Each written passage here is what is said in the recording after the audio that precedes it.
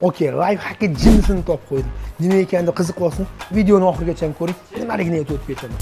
Bilaman, hozir kunda ko'pchilik aka-ukalarimizni oq padoshli oyoq kiyim kiyishni rosa yoqtiradi. Lekin nuqul mashina haydaganda aynan orqa qismi nimaga qorayib qolganini haligacha bilmaydi. What? Okey, buni sirrini sizga o'rgatib qo'yaman. Buni muammosi mana shu ko'rib turgan polikda bo'ladi. Ko'rib tursiz, mana shu o'rtasida yo temir, yo qora rezinka bo'ladi. Mana shu o'tirganda oyoq kiyim orqasi qorayadi. Endi buni yo'lini qoraytirmaslik yo'lini o'rgatib qo'yaman. Bilaman, mashinangizda ikkita latta bo'ladi. Bittasi laboy uchun, bittasi kuzov uchun. Ko'rib turibsiz, bitta latta sal eskirgan. Shuni olasiz. Mana shuni mashinaga shuni namlab tashlab qo'ysangiz, ko'rib turibsizki, ideal bo'ladi. Mashinaga o'tirib haydaganingizda oyoq kiyimingizni orqa qismi umuman qoraymaydi.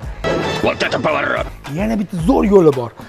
Agar bu ham bo'lmasa, agar erinmasangiz, shunday gilam sotadigan bolalarga kirasiz. Mana shu razmerda kichkinagina qilib o'zingizga tayyorlatib olsangiz, polikcha qilib.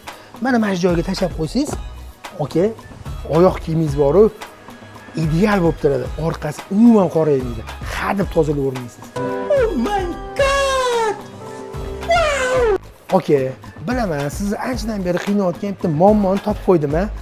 Okey, endi bitta shunday ham like bosmasangiz, okey, rozi emasman. Bu videoni bo'lsa, o'zini hurmat qilib, oyoq kiyimni undan ham ko'p hurmat qiladigan yaqin tanishlaringizga tashlab qo'ying. Inshaalloh manfaatli bo'ladi.